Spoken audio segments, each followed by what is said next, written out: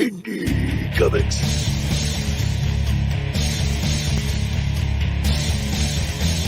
Indie Comics.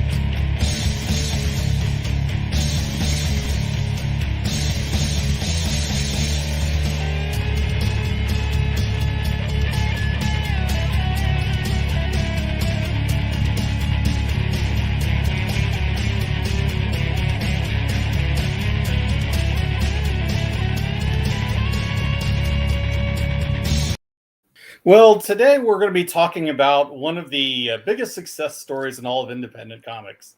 They're the heroes in a half shell, the Teenage Mutant Ninja Turtles. This is a concept that sounded completely ridiculous on the face of it, but they became a real force not only in comics, but in TV, films, toys, and even video games. If you were around in the 80s and 90s, the TMNT were absolutely everywhere, but it's a beloved franchise even today. Wouldn't you say, Mike? Oh, it really is. I mean, there have been ongoing TMNT cartoon series clear up until 2020 with the rise of the Teenage Mutant Ninja Turtles. And of course, multiple comic book series and movies as well, bringing the fandom to successive generations. I mean, I went TMNT crazy in 1987 between the Nintendo and arcade game and the toys. And even today, the magic is still alive in a whole new group of kids. And I think that's awesome when a fandom can really just span generations like that. Oh, I know, right? I mean, there was a time back in the day when Turtle Mania was in fever pitch and you couldn't get away from them. I mean, and a lot of it's because they can work at any age, I mean, for any audience, and that's the strength of them. Now, like many people, I definitely had my own Turtles phase during my teen years, like you did, and I watched the cartoon consistently, but I also read the original TMNT comics in collected form, and I was able to appreciate how the characters evolved from their original form. While I'm not as big a fan as I was during their heyday, I mean, it's hard not to love those peaceful, loving kids. I mean, they're just the right balance of fun adventure and serious family drama that makes them entertaining to watch. I think you nailed it there. The turtles have a perfect balance in them that gives it a little something extra for a larger audience. I know that I was a bit of an outcast as a child, and beyond the ninja aspect, which I loved, of course, I really bonded with the fact that the turtles and Splinter were outcasts too, not accepted by society, but they made a family out of each other and made themselves more than what they were cast into. It's a lot of the same fantasy type elements that grabbed many other disenfranchised kids into loving the turtles. Plus, as you said, they're just fun to watch. Oh, that they are. Outcast teen heroes have a very strong appeal. I mean, especially to kids who really feel like outcasts themselves. And the Turtles had that in spades. And they're also a family, and anybody can relate to family struggles like that. But let's talk about how such a strange idea came to be. Sure, Steve. How the turtles came to be is actually a really interesting story. It was just a joke at first. On the road, once Eastman and Laird joked about a giant turtle jumping out of the woods and kicking the side of their van, causing it to spin around, and they were so that they were facing the other direction, and they just kept on driving. If you want my opinion, there was likely marijuana involved in that discussion. Quite but possibly. either way, yeah. But either way, Peter Laird believes that was the origin of the TMNT. So keep that in mind as I tell you this next story. One night in 1983, Peter was watching stupid TV shows, something he did a lot. And Kevin decided to bug him while he was doing that, which is something Kevin did a lot. Likely struck by the inspiration of that van kicking turtle, Kevin Eastman drew a masked nunchaku wielding Ninja Turtle and showed it to Peter Laird, and they both laughed about the sheer goofiness of it. But goofy or not, Peter had to one up Kevin, so he drew a cooler one that was slightly different. Then, of course, Kevin had to top Peter's sketch, so he drew one of four of them standing together in a dramatic pose, and all of them with different weapons.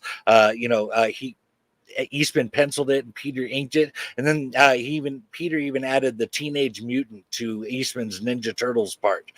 Both of them were just pissing their pants that night, saying this is the dumbest thing ever.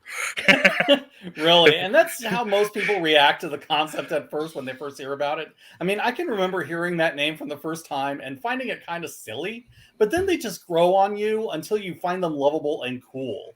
But the impressive thing about the Turtles, at least to me, is how Kevin Eastman and Peter Laird were able to take this bizarre idea and turn it into a commercial juggernaut. I mean, when they started, they had very little money to their name. And in fact, Kevin Eastman had to take a loan from his uncle just to get the Turtles comic out there. I mean, there was a print run of only like 3,000 issues to start with. And if you own one, congratulations, because you're the proud owner of a classic comic. But those 3,000 issues, I mean, they found themselves in the right hands. I mean, not just in the indie comic scenes of the time, but I mean, even as far as Hollywood. Even more impressively, though, neither Eastman nor Laird were connected with the big two. And Eastman came in as a completely fresh voice in comics. I mean, I honestly look at TMNT as the gold standard that we in independent comics aspire to. I mean, the idea that if you have the right idea at the right time, you can make your dreams a reality. It's true. And, there are other inspiring indie successes like Mike Mignola and Hellboy or Robert Kirkman's The Walking Dead, but none that reached Turtle Mania levels, and none so quickly. Although I think maybe The Walking Dead has probably come close, especially over the years. But even The Walking Dead owes a debt to TMNT because TMNT essentially started the black and white craze that The Walking Dead jumped on. But I've also never heard of an indie comic before TMNT that was outselling the Avengers in comic shops by issue 3 or 4.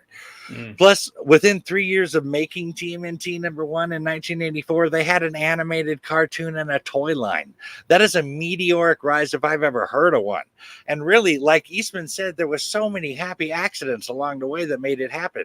If Eastman hadn't have found that copy of Laird's Scat comic on the bus, they would have never met. If those 3,000 copies they printed didn't happen to make it into just the right hands for others to take interest, it might have stayed just a popular indie comic. To be fair, some of that luck was actually preparation meeting opportunity. Eastman and Laird formed Mirage Studios the year before in 1983, named thus because there was no studio. It was just two guys in a basement, at least initially.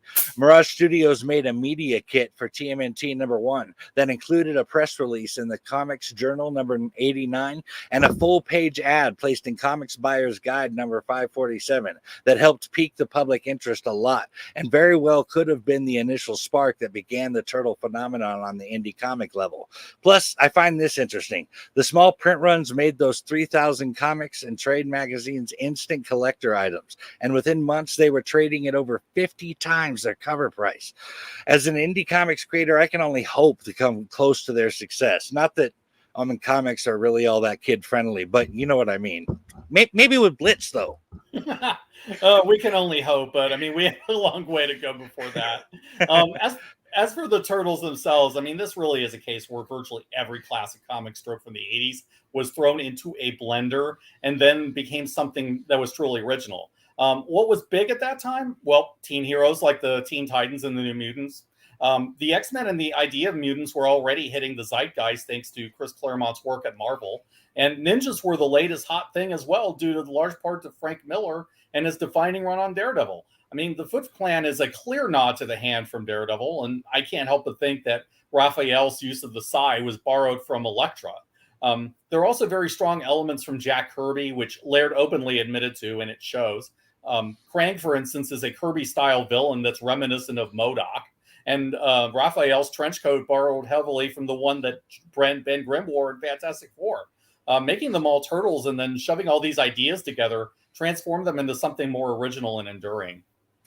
I think it goes to show that you can take various ideas that you know of from others, elements here and there, and make something wholly new by putting your spin on it. And sometimes by adding an idea that's just so crazy and out there, it just works.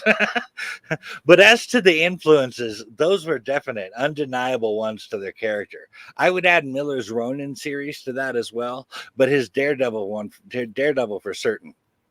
But while we're on the subject of Daredevil, if you look at the Turtles' origin in TMNT number 1 from 1984 and lay it side by side with Matt Murdock getting blinded by that radioactive isotope after pushing the old man out of the way of the truck, you see that the Teenage Mutant Ninja Turtles origin story clearly paid homage to the first issue of Daredevil from 1963 as well.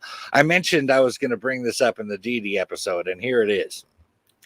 Eastman and Laird extrapolated the scene from the scene in Daredevil #1, where Matt pushes the old man out of the way and then gets hit with the radioactive material, so that after the canister containing that isotope struck Murdoch, it bounced off and collided with someone carrying a fishbowl containing his pets, 4 baby turtles. The fishbowl broke and it fell into the sewer below where they were discovered, or were discovered by Splinter, who was also affected by the radioactive substance. There's inspired by, and then there's full on putting another character's origin as what triggered your character's origin. Honestly, I think they only got away with it because TMNT was largely considered a loving parody. Huh. I never thought about the Turtles' mutagen being based on the radioactive waste that hit young Mac Murdock, but now that you mention it, that sounds exactly right to me. That origin is the kind of convenient random accident that comes straight out of the Silver Age. And Lee and Kirby were huge influences on Eastman and Laird, as we've already talked about. So that makes total sense. Honestly, I thought they did it in a way that kind of filled out the story. I mean, well, I never thought about what happened to the canister. When they bring it up, it does sound like something that needs to be explained. I mean, the isotope amplified Murdoch's senses. What if someone else had gotten a hold of it? Well, now we know. It would have made Ninja Turtles and a talking rat. And that's why you don't touch the radioactive glowing ears. So here I was thinking that we can go down and talk about our impressions of each of the major characters. The Turtles are actually a really well-designed group, and for the same reasons the Fantastic Four are. Like the FF, they're a family who happen to be superheroes, but the real reason that the Turtles work is that the personalities of the 4 Turtles balance each other out so perfectly. You have Leonardo, who's the Cyclops of the group, serious-minded, disciplined, goal-oriented. Michelangelo is the Joker of the group, all about pizza and having fun. Donatello is the intellectual who is more interested in building machines than anything else. And Raphael is the tough guy who's driven by anger and aggression, but with a softer side underneath the hard shell. You know, Raph and Leo often argue with each other about who should be making the calls and what those calls should be. Leo is the kind of kid that sees the greatness of their father, in his case Splinter, and knows what he has to live up to and takes that very seriously. While Leo is clearly the leader in the stead of Splinter, Raph just has to fight him on every inch like a rebelliously independent, well, teenager. Let's not forget teenage is right in the title. But ultimately, Raph always takes off and realizes he's not quite as hot on his own as he thought he was. And Leo realizes that maybe he should listen a little bit more. And they bond over their brotherly love. Donnie and Mikey are definitely the more lighthearted of the 4. And Mikey is another one that really embodies the teenage part of TMNT with his partying and general good time having nature. Donnie, however, I see as the typical nerd type that dove into the intellect and valued their education. However, he's also the only turtle I want to play D&D with. Yeah. But seriously, I think the Turtles are balanced in great part by Master Splinter and his teachings about teamwork and valuing each other's place on the team. And one of the strongest messages of the show is how a group of opposites can form a much stronger unit together than apart, and that unit is family. I think in that respect, I think they are a lot like the FF. I also think that mirrors Eastman and Laird's relationship as they loved a lot of the same stuff, but came at it from different perspectives, kind of like you and me, Steve. However, they realized early on that their individual strengths complemented each other. Eastman brought the dynamic layouts and Kirbyisms that paced the story, and he did the coloring, and Laird brought a lot of subtle nuances to the script, and his art was much more refined and detailed than Kevin's grittier style. But it got to where even though each of them were on every single page, they couldn't necessarily tell where one of them ended and the other one started. I think you hit on something when you talk about the dynamics of the Turtles mirroring Eastman and Laird's relationship. As I recall, Laird was the basis for Donatello because he was the cooler and the more intellectual of the two. I want to say that Eastman was more like Michelangelo or Raph, or maybe a bit of both. And Eastman was always better at being the front man, much like Stan Lee was, while Laird was more knowledgeable about comics and made the more cool-headed decisions. I'm pretty sure that they admitted to putting bits of themselves in the Turtles in various ways, too. And I definitely agree that their teamwork was a complementary relationship with a common goal that bonded them, even if they disagreed on certain things.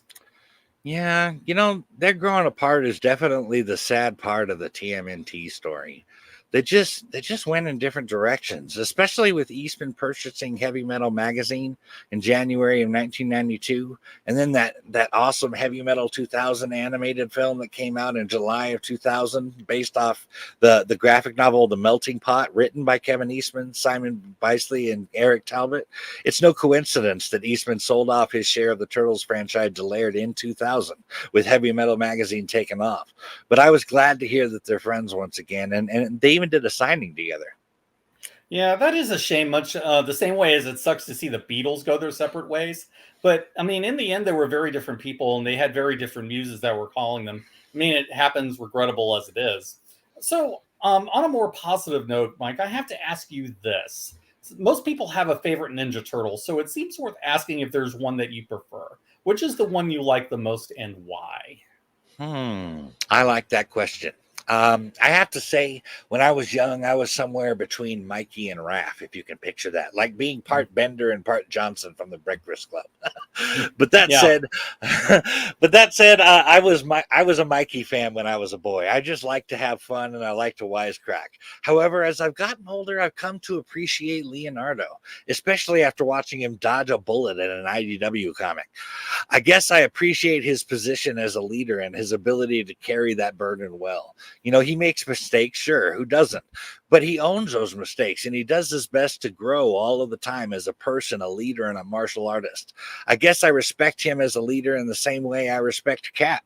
But how about you, Steve? Who's your favorite? Who was your favorite as a kid, and who is still and is he still your favorite now? Oh, that's interesting. And it doesn't really surprise me. I had a feeling you were probably a bit of a Raph type, and I can see the Mikey influence, especially with the name. This probably won't surprise you, but I always lean to Leonardo and Donatello since way back when. I do tend to like the leader characters quite a bit. I mean, especially characters like Cap or Cyclops, and Leo is definitely a character in that mold. I mean, he's the big brother of the group. Now, Donatello is the cooler head and the nerdy kid, and it was pretty easy to relate to that. That having been said, though, I think Raphael has grown on me a bit over the years, mainly because I can understand the struggles he faces as the younger brother of the group. He's someone who wants the respect of Splinter and Leo, but he acts out because he's always frustrated and he has trouble expressing himself in any other way but violence. At the same time, Raph really does love his family, even if they set him off a lot of the time, and he'll always come through for his brothers and his master. I can definitely see the Donnie in there, cool-headed, nerdy type, and I think there was a fair bit of self-education on your part as well. So I think you actually have that in common too. Plus, I do know how you like a great leader, so Leonardo totally makes sense. As far as Raph goes, you are totally right on all of those points. I think anyone who's been the younger brother can relate. I think Raph's real flaw is that he knows the path he needs to take to get the respect that he wants, but he thinks it should just be given to him. It's like he's only willing to put in the work with the martial arts and not with the personal or spiritual growth. Yeah, exactly. I mean, it's a form of impatience, which is something that Splinter always tried to help Raph overcome. But speaking of Splinter, I was honestly a little surprised when I heard that Master Splinter was based on a stick from Daredevil, even though I knew about the Daredevil influence. I think part of that is that their personalities are so different, even though they're both top martial artists. I mean, Stick can honestly be a huge jerk to his students, and he doesn't care about much beyond succeeding in his holy mission. Splinter, on the other hand, cares very much about his children, and he's very much a father to the turtles. So much so, in fact, that it is usually portrayed as a traumatizing loss to the boys every single time that something happens to Splinter. Totally. Even Raphael, who puts on an aggressive and tough front all the time, will usually be more himself around Splinter, and he will always respect what his master has to say. The fact that the turtles will always agree about how much Splinter means to them, despite their differences, shows what kind of a father Splinter truly was. I mean, it's a really wholesome relationship between a father and his adopted sons. You were right about martial arts mastery and the name being the only similarities between Stick and Splinter. They are not even close to the same character, and from what I can tell, Splinter's only higher goal is his family. Speaking of which, you got me in the feels actually talking about Splinter and the Turtles' relationship. That is a beautiful relationship for me. I mean, part master, part student, part father, part son. I have to say, I really love that father-master combo in a character, and Splinter is my prime example on how to do that. I like even when he just disciplines the boys. It's in ways that involves training somehow. So there are two lessons being taught: one for the mind about what to do or not to, and one for the body. It's all about their growth rather than punishment, even though there are clear consequences. Oh, for sure. Now, would you say Pai Long from Albino Warrior and Dragon Girl has a bit of Splinter in him, or is that reading too much into it? Because it seems like the father-child and master-student combination runs through a lot of your books. There's definitely some Splinter in Pai Long. Pai aspires to be the great father master that his master Shifu was to him. And Shifu is very much Mr. Miyagi and Splinter in my mind, but with some Buddhist principles mixed in. Awesome. That sounds about right to me. Now, a question for you, Mike. In some versions of the Turtles' origin, Splinter was originally Hamato Yoshi, the ninja master who trained and was betrayed by Shredder. Yoshi became Splinter after being exposed to the mutagenic ooze that mutated the Turtles. But then you have other versions, including the original film, where Splinter was Yoshi's pet rat, who learned ninjutsu by watching his owner's movements. The rat then evolved in the same way that the Turtles did. Is there a version of Splinter's origin that you prefer, and if so, why? Well, I'll answer that by telling you a story of a faux pas I made once while interviewing Kevin Eastman himself. You see, the first version you described there is from IDW TMNT comics, and there's a bit more to it. Even the Turtles are Hamato Yoshi's reincarnated children, and part of their ability to master ninjutsu so well and so quickly came from knowledge passed down from their previous lives. Not like a book, mind you, but they took to things as if their bodies and minds had already done them before. I absolutely loved that version. I thought it was way better than Splinter as a rat in a cage learning martial arts by watching his master. There was no basis for why a rat would do that or even could. Anyway, seeing Eastman's name next to Tom Waltz, I assumed they came up with the reincarnation origin together. And I told Kevin what I just told you about my thoughts on the new origin. And there was a solid 5 seconds of just crickets. I mean, creak, creak. Creak, creak. Then Kevin, ever the polite gentleman, said, "Yeah, Tom Waltz actually came up with that." And there was again crickets as I picked my jaw up off the floor in embarrassment. I mean, I had been a TMNT fan my whole life, and there I was talking to one of the men that created them, and I totally blew it. I mean, one of my all-time epic fails. Maybe, but I think it's awesome that you actually got to meet those guys. I mean, we should all aspire to epic fails like that. But that having been said, I was always bothered by the idea of a rat learning martial arts by mimicry. I mean, for the reasons that you gave. And to be honest, there are just things in martial arts that you cannot learn easily or at all without hands-on instruction from an experienced master. I tried learning kendo once that way, and it's just not the same. I mean, it's easy to learn and repeat bad habits without expert guidance from someone who's there with you. So I think it makes more sense if Splinter was Hamato Yoshi and the mutagen turned him into a rat. Oh, you're right about that, 100%. And I'll add, I didn't like in the latest movies how Splinter learned ninjutsu from a book.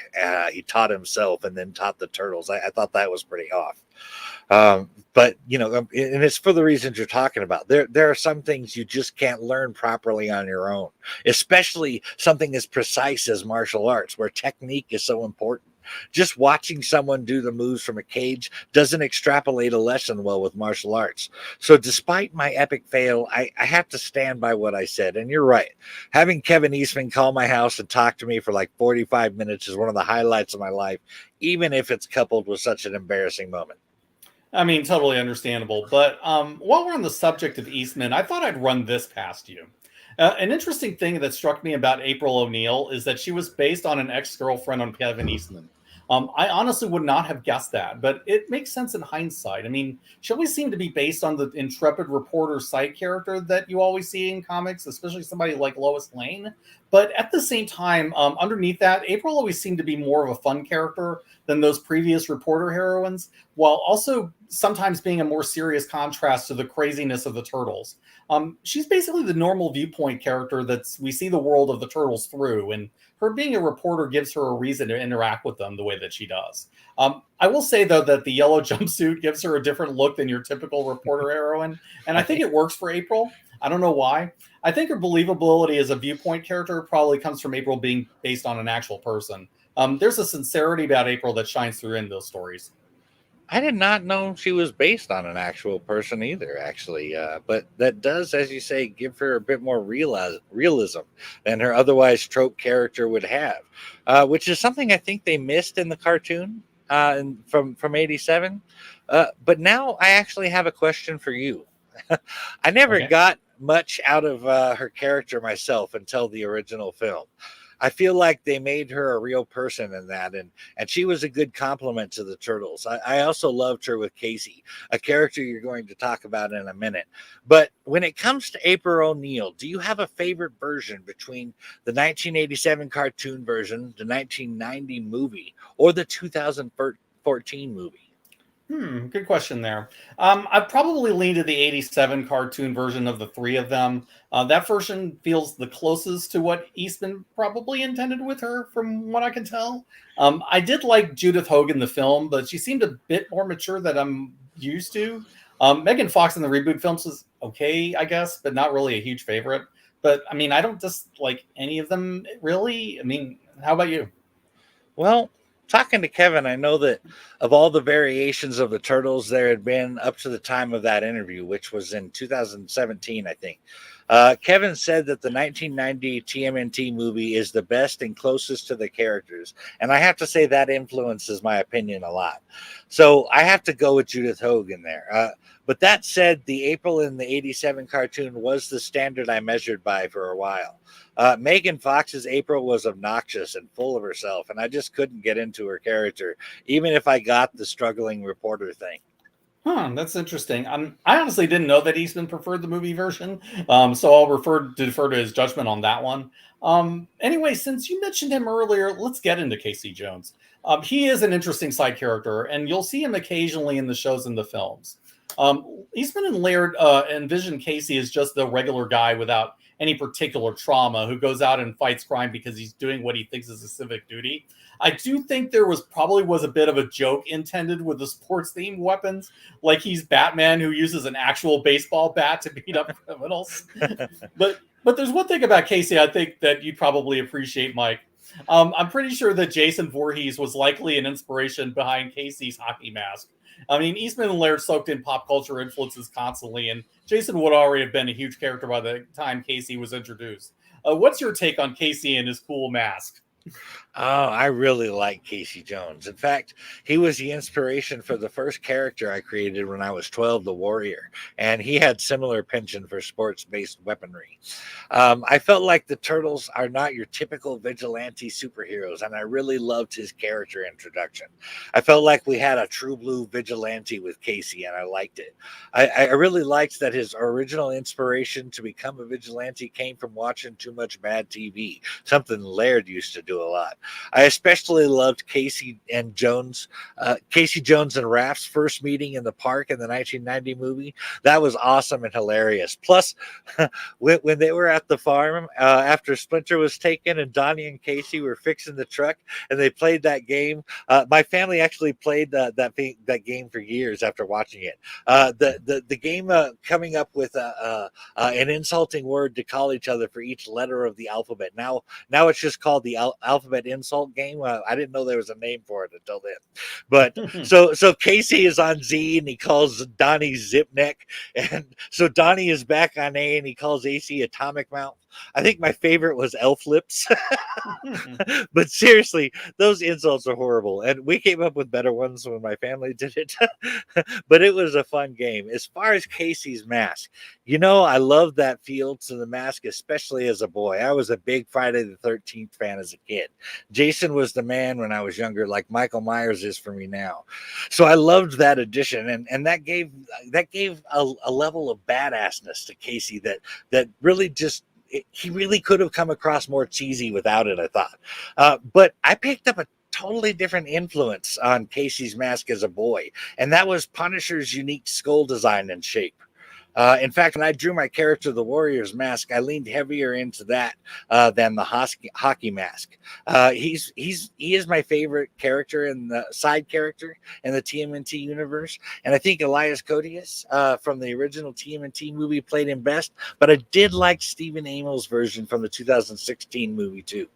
Oh yeah, I definitely agree on Elias Koteas. I mean, he seemed like a guy off the street who's trying to be this cool vigilante. He just had this rough around the edges feel of a guy from the mean streets.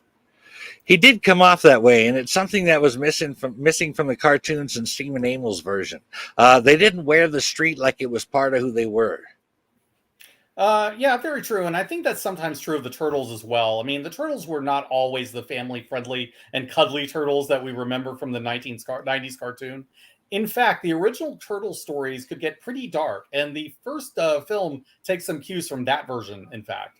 Originally, TMNT took its cues from the darker and noirish influences of Frank Miller. And in some ways, I think Eastman and Laird were trying to parody his style somewhat, while also trying to tell some more serious stories in that style as well. But if you look at those original comics, there was a rougher edge to the Turtles in those days than you'd see later. The evolution away from that started when the Turtles started being licensed for other media, but we'll get into that in a little bit. So that raises a question. How do you generally like to see your Turtles, Mike? Darker and edgier, or more of the fun cowabunga stuff? You know, the fun cowabunga stuff will always hold a place of nostalgia for me, but I prefer the more serious Turtles. Granted, I haven't read the original stuff, but the IDW stuff I have read is much more serious take on them, and I definitely prefer it. I think I got enough of the fun cowabunga stuff, which was taken from Snoopy, by the way, when I was younger. And as an adult, I need meatier content, and IDW provides that. I have heard that they actually lean really hard into the ninja portion of their name, and like we're actually assassins in the original comic. I mean, since you've read those, could you elaborate on that a little? I mean, how dark did they go? Now, I wouldn't go so far as to say that they were full-on assassins, but they definitely were more ninja-like. In fact, they actually kill Shredder at the end of the first issue. But while it's been some time, I remember a lot of gritty urban warfare between the Turtles and the Foot Clan. The first movie took some cues from those early stories, like when the Foot trashed the Turtles' lair and kidnapped Splinter. In fact, I think that the film is the closest to the flavor of the original books of the adaptations that I've seen. But to answer my own question, I think I kind of prefer a version that's between the two extremes. I think that the Turtles themselves should generally be fun characters most of the time, but you can have stories where they're forced to deal with darker situations. They might try to be heroes and fail sometimes. Raph is definitely going to deal with things in a darker way, and he should struggle against his own anger and his own violent urges. Their crime fighting should lead to consequences too, like when Splinter was kidnapped. And sometimes they need to deal with that seriously, but in the middle of that, pizza and jokes have their place in a Turtle story. Definitely. I mean, that stuff is just as vital to the TMNT concoction as the martial arts and family elements. Oh, for sure. One other point about the original Turtles comics is something that would be addressed later, and it was a real concern. The problem is that the original Turtles all had the same ninja bandanas, and they were all red. This meant that it was impossible to tell the Turtles apart unless you kept track of their iconic weapons. You know, Leo's sword, Raph's sai, Donnie's staff, or Mikey's nunchaku. This was something that I'm glad was changed, as it made reading the original comics much more difficult, especially since the original comics were largely uncolored and they were black and white. I think giving each turtle their own individual colors set them apart more, and those colors suited their personalities too. Leo and Donatello are much more cool-headed, so blue and purple really suit them. And Mikey's orange is warm without being angry, and I think that suits him really well. They were right to let Raph keep the red, as I think his anger makes him ideally suited for that color. Totally. This is really a case where a simple color change made a huge difference with those characters and how they come across visually. I have to say that I agree with you, and that Actually, so did Playmates Toys for that matter. Having a team of people with almost no distinction between them makes it hard to get into the individuals that make up the group, especially when they didn't really have distinctive personalities in the first issue. I haven't read it, but Eastman said that they didn't really develop their personalities until issues 2 and 3 out of necessity. I think they were trying to go with a uniform kind of look for them with a single color, but it fell flat because the turtles basically all look alike. I liked that in the toy line, they changed their individual skin tones, gave them different colored bandanas, and even put a D, R, L, and an M in their respective belts. I thought that was a nice touch and added to their individuality. You could tell then who was who just by looking at them, whether they were in the package or with other characters or not, and that made a huge difference in accessibility. Oh, agree. That sounds about right to me. But since you bring up Playmates Toys, let's get into that. One thing I realize about the Turtles is that their huge success amounted to a couple of points. The first is that the comic raised enough buzz with the right people that it was able to open up doors. The idea was so offbeat and bizarre that people stood up and took notice, and that could work for and against the TMNT franchise at times. The weirdness of the idea put off some people from even giving the Turtles a chance, but the weirdness could also command attention from the right people, and those who looked more deeply at TMNT could see the power that the idea really had. So the book caused enough buzz that people in the industry respected it, and even people in Hollywood, such as Robert Wise, were able to aware of the Turtles by the time that they really took off.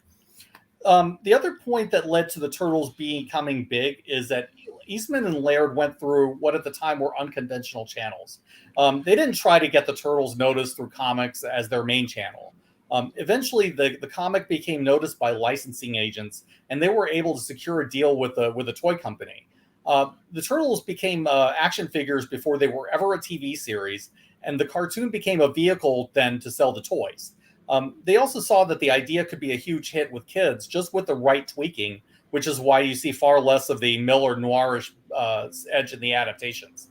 And honestly, I can't say that they made the wrong decision by doing all that because it tapped into a much broader audience that way. I mean, they hit the perfect time to do that too, because it was George Lucas and Star Wars that showed that a good action figure line could really build a franchise. And the Turtles hit it big the same way. Boy, did they too. TMNT holds third place in the best-selling action figure lines in history behind Transformers and G.I. Joe. And for those of you who aren't familiar with the toy market, that is saying a lot. G.I. Joe and Transformers were huge in the 80s and set some real record-breaking numbers. The only toy that ever beat out those three was the Barbie doll toy line that started in 1959. The first action figure, a G.I. Joe, by the way, didn't come out until 5 years later in 1964, and originally had a hard time getting boys to play with dolls initially, and which is actually why they changed the names to action figures. The point being that Barbie had quite a head start on the market and had pretty much shaped it as just for girls. So when you consider that, their numbers are still impressive, but with a slant. Wow, that is impressive. I mean, I never owned any of the figures, though I remember them being everywhere. Transformers and G.I. Joe were about as big as you could get with toys, though, and I did own some of those. But it's definitely true that Barbie had a lock on the girls' market and probably still does to this day. That the Turtles broke in that strongly says a lot about their popularity and their mass appeal. It does say a lot. And in their heyday, the country just went turtle crazy. They were, as you say, everywhere. I have to say, though, and I'm assuming that all kids go through this at some point, but buying the TMNT action figures when I was 14 was too much for my grandmother who got them for me. She thought I was a little too old to be playing with toys, and she might have been right, but 14 or not, I wanted them. So I was all up in that craze too. But if we could switch gears, I'd like to talk about the TMNT comics and the various publishers. We talked about Mirage Studios a bit, but we didn't mention the others that were brought on to the series as Eastman and Laird found themselves more and more wrapped up in the affairs of managing Mirage Studios as a business and had less and less time to work on the comic itself. The first person they brought on was Eastman's high school friend, Steve Levine. They brought him on to do the lettering, though he had to be taught how first. In 1985, Mirage Studios hired Ryan Brown as the inker, and in 1986, they added penciler Jim Lawson and painter Michael Dooney, who did several covers. With the addition of these four and later freelance illustrator A.C. Farley, who was brought on to do covers for the collected editions and issue number 29 of the series, Mirage Studios was able to expand their line of spin-off titles with dozens of miniseries and a bi-monthly companion comic called Tales of the Teenage Mutant Ninja Turtles, featuring art by Ryan Brown and Jim Lawson, which was designed to fill in the gaps in the continuity of the TMNT universe. Tales of the Teenage Mutant Ninja Turtles' first volume ran alongside the release of the TMNT animated series from 1987 to 1989, so I'm sure that helped out a lot. But ultimately, Mirage Studios published 75 issues between 1984 and 1985. Very cool. As a fun fact, I'll admit that I love the story of where the name Mirage Studios came from. Eastman and Laird came up with the name when they were still a very small studio and working out of their house. They called themselves Mirage as a joke because they looked like a real studio when they actually weren't when they started up. Now, eventually they grew into a full-time business with a proper office building as they got successful, which led to the growth of their in-house staff as well. That is a funny story and a great name for such a business. But as you say, the Mirage became real very quick. From 1988 to 1995, Archie Comics published a series aimed at younger audience called Teenage Mutant Ninja Turtles Adventures, no doubt inspired by the popularity of the original TMNT animated series from 1987, as many of the first issues were direct adaptations from the animated show. It did, however, move on to original storylines, and the main series ran for 72 issues, plus numerous annuals, specials, and miniseries, and an ongoing spin-off series, Mighty Mutanimals, featuring a team of supporting characters. I remember trying out a couple of issues of that book way back when the show was big. Unfortunately, those books aimed a little bit too much to the younger audience for me, and I'd outgrown all that by then. But I'm sure that they worked for the kids' audience if they lasted that long. Yeah, when it comes to the Turtles, I have come to accept a certain level of child-focused humor and story elements, but it sounds like they exceeded maximum levels for that series. In 1996, TMNT moved to Image Comics for a short 3 years, in which time they produced 23 issues and a miniseries. But this series went way the hell off the rails. They had Splinter become a rat, they made Donatello a cyborg, Leonardo lost a hand, and Raphael actually became the new Shredder. It is no wonder the series was canceled in 1999 before Laird returned the Turtles to Mirage in 2001. Laird quickly disregarded that dumpster fire by Image and made another 31 new issues by 2010. Wow, I don't blame him for that at all. I mean, it sounds like the book went off the rails and went full 90s. I think I would have scrapped it and started over too if it were up to me. You know, new writers taking over can just as easily go good or bad, but Image didn't seem to have any respect for the characters, so I'm with you there, Steve. In 2003, from June through December, Dreamwave Productions made what might be one of the shortest TMNT comic runs in history, inspired by the 2003 TMNT animated series. The first 4 issues were directly adapted from the animated series and were unique in that they told the perspective of it was the Turtles, but told from the perspectives of April, Baxter, Casey, and a pair of New York City police officers. I think I vaguely remember the Dreamwave book. If I remember right, Dreamwave was trying to follow up on the success of the Transformers comic, and they were trying to carve out a niche with popular cartoon IPs. It looks like TMNT didn't quite hit the mark that they were hoping for, though it does sound interesting. It is hard to tell how well something is going to be received, regardless of effort or intention. You know, I have to give them props for trying at least. The premise did kind of sound cool. I like the idea of telling it from different perspectives. But in 2011, TMNT found my favorite home for them when IDW Publishing acquired the license to publish new collections of Mirage storylines and new ongoing series. In August 2017, the 73rd issue of the comic was published, making it the longest running comic series in the franchise's history. However, issue 100 from 2019 from the series marked the end of Tom Waltz and Kevin Eastman writing and Kevin doing the art for the series. And starting with issue 101, series artist Sophie Campbell took over as the sole lead writer of the book. I'm really glad that Kevin came back to the series, as TMNT comics always seem to do best when he or Laird are doing the book. I regretfully haven't read any of them, but one day I really need to. I just had never found a good jumping on point with it. Oh, I really like that Eastman came on it too. It felt like it was Eastman and Laird approved, with Eastman coming on to do it. But as far as reading those, if you ever do try it, I know it's a lot of catching up to do, but I have to recommend that you start at issue 1 of the Teenage Mutant Ninja Turtles and then read the 2 TMNT micro series.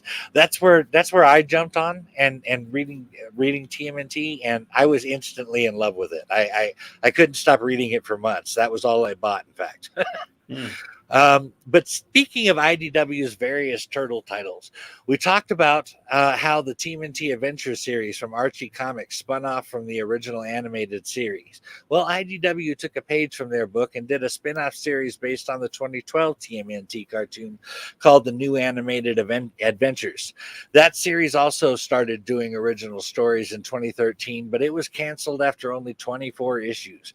However, in 2015, a new series was launched called Amazing Adventures that ran until 2017, that produced 14 regular issues and included a crossover miniseries called Batman Teenage Mutant Ninja Turtles Adventures. In 2018, IDW put out another series based on the 4th animated series, Rise of the Teenage Mutant Ninja Turtles, but that only lasted for 10 sporadic issues and stopped in 2019. Basically, there was a lot of throwing comic book spaghetti at the wall and seeing what stuck. I have noticed that a lot of the more recent Turtles comics have been putting random things out with the hope of something sticking. But then you have ideas like The Last Ronin, with the last surviving turtle running around in a bleak dystopian future. That's the kind of cool idea that you usually see in DC's Elseworld comics, where you can really play with the mythology in different ways. I mean, that's practically, the Dark Knight Returns done turtle style. Hopefully we'll see more turtle projects like that in the future, because that's really cool. Taking a storyline far into the future can be a lot of fun and can work really well towards making a universe seem broad and extensive. I'm reminded of the Rise series from Valiant Comics, where they did something similar with the Bloodshot character. But if I could, I'd like to talk about the 1987 cartoon. The original Teenage Mutant Ninja Turtles animated series ran for 10 seasons from 1987 to 1996.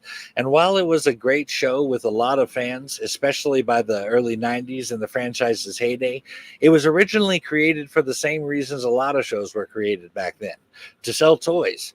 It had to be toned down quite a bit from Mirage Studios' super dark and violent Ninja Turtles to make it a kid-friendly show so those toys could be sold.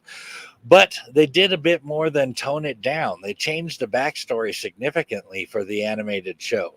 In the show, Splinter was a human once. His name was Hamato Yoshi, and an honorable ninja master of the Foot Clan who studies art history as a hobby. The Foot Clan were a Japanese dynasty of ninjas founded by one of Hamato Yoshi's distant ancestors. But Yoshi was banished despite his honored position in the clan because of the plot of one of the Foot Clan's students, Oroko Saki, who wished to usurp his position. To do this, Saki set Yoshi up to offend a visiting sensei, who at just the right moment, and Yoshi was disgraced and banished for it. Afterwards, Hamato Yoshi moved to the sewers of New York City, where he lived with the rats, his only friends. Back at home, Saki was given command of the Foot Clan, which he immediately corrupted into a criminal organization, and it lost all of its former honor and glory. One day, Yoshi found 4 turtles covered in a strange glowing ooze, and because Yoshi had spent so much time with the rats, he turned into a humanoid rat called Splinter, while the turtles who took humanoid forms because of their contact with Yoshi. Splinter named the 4 turtles Leonardo, Donatello, Raphael, and this always bugged me. The Michelangelo thing certainly shows that they didn't know his name was Michelangelo. But anyway, he named them after his favorite Italian Renaissance artist without knowing their name pronunciations, apparently. Artist and he trained them in the art of ninjutsu. It turns out that the mutagenic ooze was dropped in the sewer by Oroku Saki in an effort to kill Hamato Yoshi because he mistook the ooze for poison. Saki had brought the Foot Clan all the way to New York to kill Yoshi once and for all and establish a foothold on New York, pun intended, as a center for his plans for world domination. Once there, he tracked Yoshi down to the sewers and dropped in the ooze. But now Oroku Saki had donned a new razor-covered outfit with a masked samurai helmet and a purple cape and took the name The Shredder. But the Shredder was not alone. He was working with a disembodied alien brain from Dimension X named Krang, who provides the Shredder with advanced technology and funds to support his goals from his Technodrome. After several years of training under Splinter, the Turtles went out to find who was responsible for theirs and the Splinter's transformations. When the Turtles learned that their master's old enemy was behind it, they vowed to put an end to the Foot Clan, stop Shredder and Krang, and restore Splinter back to his human form. Now, it's been a long time since I've seen the cartoon, but I have fond memories of it. And I think it's one of the best versions of TMNT to this day. And I think a large part of the reason it was so good is that Robert Wise, the creator of the show, knew and loved the original comics. In fact, he owns some of the issues from the original print run of the Eastman and Laird books. Wise may have been the one person in Hollywood who knew what the Turtles were and was a fan of them before the show was even made. So when the project dropped into his lap and he was asked to make a show out of the TMNT toy line, he was enthusiastically on board with it. I can't imagine the show being nearly as good if anybody else had gotten hold of the reins. But the show did a really good job of building threats and a real rogues gallery based on what was in the books. I mean, you had Shredder and the Foot Clan as the main villains, sometimes allied with Krang, sometimes not. You had Bebop and Rocksteady as Shredder's mutated muscle. I remember Baxter Stockman and the Mauser robots that the Turtles would have to regularly trash. And then you just had fun episodes from time to time, like when the samurai rabbit Usagi Yojimbo by Stan Sakai showed up for an episode. I mean, they felt more like superheroes in the cartoon version, and I think it really worked for that show. I think you're right about that. And I think they leaned heavy on the super aspect in the latest movies, much to the chagrin of Kevin Eastman, I might add, who hated their enormous size and bulletproof shells. But we'll get into that in a minute. While the Turtles were and have remained popular for decades, the real heyday of the franchise was in the early 90s due to in large part to the success of the animated series and the first Turtles film being released in 1990. For sure. So let's talk about that first TMNT film. And I'll be honest, this one was really good to the point where I think it still holds up decently well after 30 years. Now, I will say that the interpretation is a bit different than we see in the cartoon, as it does lean a little towards the comic version in some ways. It goes a little darker than we see in the cartoon, and I think it tries to balance the comics tone with the cartoons. If that was the idea, it succeeded extremely well. One thing that really works in the first film's favor is how much it plays on the themes of family. The Turtles and their father-son relationship with Master Splinter is a huge part of this movie. The Turtles lose their father for a while and then have to fight to get him back, all while overcoming their own differences. At the same time, I love how that contrasts with Danny, the son of April's boss, who feels disconnected from his real father and ends up being recruited by the Foot Clan. It's like the mentality you see with gangs or even cults. So with Danny, we see the sense of a dysfunctional foster family that uses him and casts him aside when he's not of use to them. It shows the difference between Splinter, who is a real father, and Shredder, who sees the people at his gangs merely as foot soldiers, pun intended, to fight urban war for him. Totally. The Shredder and the Splinter are diametrically opposed in every way, and the original movie showcases that well. It really does hold up too, and I think it is in part because of the animatronics and costume design by Jim Henson's Creature Shop. But it was also due to it being based more closely on the comic than the animated series. It had a darker tone. Adults were able to watch it because of that, and it didn't feel like they were watching a kid's movie. I think adults and kids enjoying it is one of the main reasons it was the fourth highest grossing film of 1990 and the highest grossing independent film at that point, earning more than 200 million worldwide.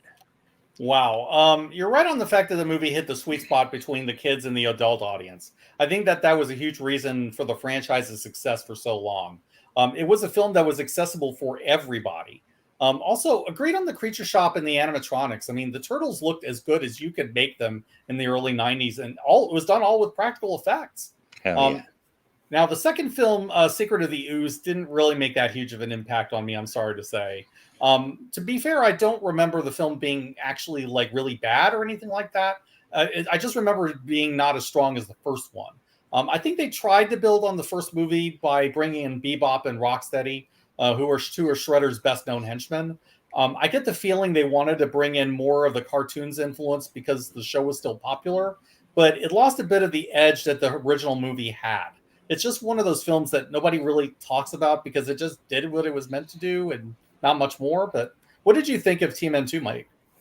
There were parts of it I liked, but you're right, it lost its edge. Bebop and Rocksteady were just ridiculous in the second film, and honestly, I think they weren't done right until Out of the Shadows in 2016. But even then, I think they worked better as cartoon characters. However, one of my all-time favorite Raph lines was in the second movie when they were in the junkyard, and Raph tells that the temporary leader of the Foot, you know, pal, if I had a face like yours, I'd try to make up for it with some sort of personality. That cracks me up every time. I've even used that line myself once or twice. Well, I liked Vanilla Ice's song Go Ninja Go at the time. Looking back on it, I feel like that scene really capped off the sillier nature of the second film. And the mutated Shredder hidden heavily in shadow was a flop, in my opinion. We needed to have a grander fight than after the first encounter, but that wasn't the way to do it. You know, Laird said that they took a big leap forward with the first film, and they had to take a giant step backward with the second film. Unfortunately, that meant that they basically had to start from square one for the third film. So the franchise was all over the place. But let's get into the third film while we're on the subject. Sounds good to me. The sooner I can forget that a Vanilla Ice song, the better. Now, the last of the original live action films was TMNT 3, and I have fonder memories of that one. Time travel was a thing that you'd periodically see in Turtles around this time. In fact, the best remembered of the video games is Turtles in Time, which we'll get into. And to be honest, I remember really liking the idea of dropping the Turtles in feudal Japan when it came out. That made it a story about the Turtles connecting with their ninja heritage and the legacy of Hamato Yoshi. And I'll be honest, the whole idea reminded me of Karate Kid Part 2, with these Western kids having to learn about Eastern culture. Not to mention the idea of the turtles fighting samurai in ancient Japan is just really cool. I honestly thought that they all looked cool in Japanese armor. It's a shame that this was the last of the turtle films, but all in all, this wasn't a bad place to end the series on. You know, I hadn't thought of that before, but that was a lot like Karate Kid Part 2. I really liked the connection to their ninja roots as well, and there was some cool fight choreography in it too. And you're totally right about the turtles looking badass in samurai armor. I like that they added a bit of that in the new Turtles movies. I did think that the scepter that made them travel back in time was a bit cheesy and felt like a trope from the old Mystery of the Orient days. But that aside, and assuming the first film was the best, I liked Part 3. Yeah, that's about where I stand on it as well. But that wasn't the end of the Turtles on screen. I mean, there was an animated film called TMNT that was released in 2007. I actually didn't mind the idea of the Turtles as a 3D animated feature, and the art style of the film looked pretty decent. But the film in practice was probably not all that the creators were hoping it to be. Like the second film, it was mostly a solid movie, just not that memorable for the most part as far as the story goes. But where it excelled was the voice cast.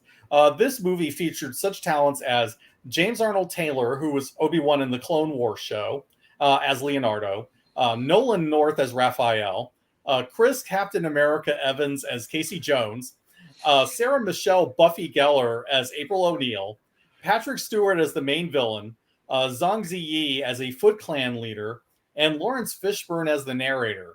Even Kevin Smith gets a cameo in this thing. That is a really impressive group of actors, and it's just unfortunate and doesn't get a lot more credit these days. That is a very impressive cast for sure, and having their voices certainly added to the enjoyability of the film. I have to say that I did like TMNT when I watched it. It is definitely enjoyable as a one watch film. Like I don't need to own it, but I did enjoy the one watched through. Although it was clearly aimed at a younger audience. I mean, did anybody not know Raph was the Night Watcher? No. That said, there were some cool fights in that movie, and the story wasn't bad. It was just a bit obvious.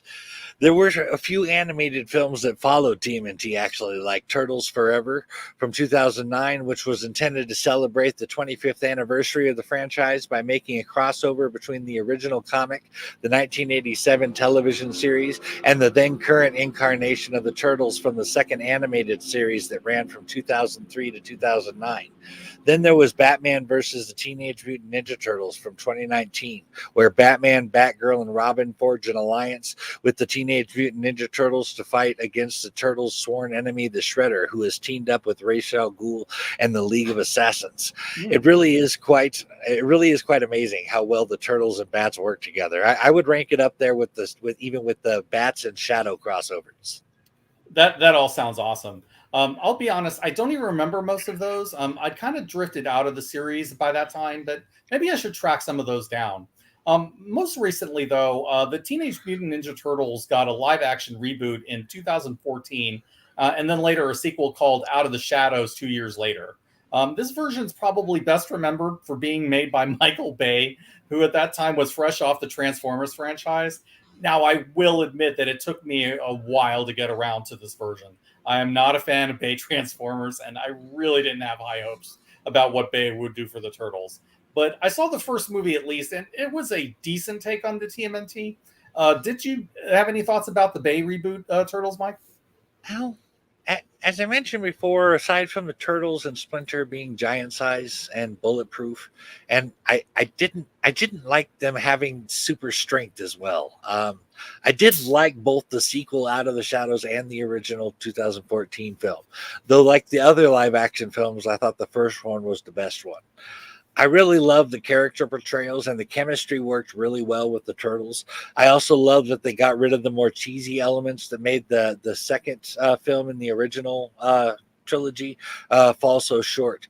Plus, the actors they got to play everyone was pretty good, with the exception of Megan Fox playing April O'Neil, which I talked about earlier, but I didn't mention the scene in particular that made me hate the entitled April O'Neil played by Megan Fox.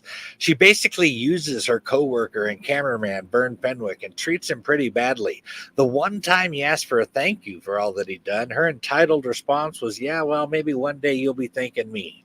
I just hated her after that. Oh man, I can totally get that. Yeah, that's just not April to me, if I'm honest. I mean, she's always been more of a kind and caring character in the appearances I've seen before that. But anyway, now that we've discussed most of the Turtles' other appearances, let's get into the video games. The Turtles were a big part of gaming at one time, and if you spent time at the arcade way back when, you usually see a Turtles arcade game or a pinball machine somewhere. There was no branch of pop culture that the Turtles had not broken into in some way or another. There have been a lot of Turtles games over the years, mostly for old handheld systems like the Game Boy. So I'll just talk about some of the ones that stood out to me the most. That said, you will be able to play those old games again. There's a new re-release called TMNT, the Cowabunga Collection, that includes all of those old Turtles games, and it should be available on PS4, PS5, Xbox and Series X, and Nintendo Switch. Now, the first TMNT game was just called Teenage Mutant Ninja Turtles, and it was released on PC and for the original NES Nintendo system. It's a side-scrolling action game, and it's known for being brutally hard. I died constantly in that game, and I know I'm not alone in that. Even the angry video game nerd went off on this game. But in fairness, a lot of those old NES era games were pretty tough, especially those based on comic book heroes. Even with 4 playable characters giving you 4 chances to get through the different levels, it was still rough just to get through the early sewer levels of that game. If you've beaten the original TMNT, I salute you, because that is truly an achievement to be proud of. But it actually was a fun game for its time if you leave aside the difficulty. I remember playing that on a rented Nintendo from Ray's Video, and it was difficult. I don't think I ever got very far into it, but to be fair, I didn't get to play Nintendo often enough to really get it any good at it. The TMNT game I played a lot was the arcade game, as it was down at Chica's Market by my house. I spent my allowance on that game many times. It was super fun. I think I may know the arcade game you're thinking of, and if it is fun. Probably the Turtles game that people remember best and is probably the most popular is TMNT Turtles in Time. It is a fun side-scrolling beat-em up where you choose a turtle to fight with. And essentially, Krang steals the Statue of Liberty and kidnaps April, and you have to go and stop the bad guys in different time periods. You fight Foot Clan members, but also major villains like Rocksteady, Bebop, and even Krang. Each of the turtles plays differently, and they're all fun. But I always stuck with Donnie and Leo because they had greater reach with their weapons. I sunk quite a few quarters on this one in the arcade version. It was available on the Super NES as well, but this game was always best played in the arcade. I bet you can guess which ones I stuck with. Raph and Mikey. Yeah. That sounds exactly like the arcade game I was talking about, actually. That's cool that we were dumping our money into the same arcade game as kids. As per usual, my friend, we meet in the middle. It sure seems that way here. I don't know why, but it seems like the Turtles seem to work best in the side-scrolling beat-em-up format. I mean, they've tried different formats with the Turtles games later on, but it seems like the games that stuck were the side-scrollers. I think now it's gone to the point where the nostalgia factor of the format has added to the appeal when it comes to TMNT games. It's all basically dumb fun where you beat up Foot Clan soldiers while the Turtles crack jokes in the background, and that's good enough for me. But most recently, in June 2022, they did another beat-up game in the style of the old Turtles games. That game is called Shredder's Revenge, and it takes place in the animated series continuity. It plays like a Streets of Rage type of beat-em-up game, and I honestly think that works if you want to go nostalgic. The art style is very much in the vein of the old Turtles cartoon, but it doesn't look like they're getting too kiddie with it either. While I haven't played Shredder's Revenge yet myself, the reviews I've heard from people who have played it have been positive so far. One day I really would like to try it out and see how well it holds up, but we'll see on that. I don't think I played any more of the TMNT games other than what I already mentioned, and that was 30 years ago. But that does sound kind of fun when I hear you talking about it. Mm-hmm. However, I think we've covered the 360 on the Turtles in this episode, and that wraps up our Teenage Mutant Ninja Turtles discussion. I want to take this time to thank our patrons who make this podcast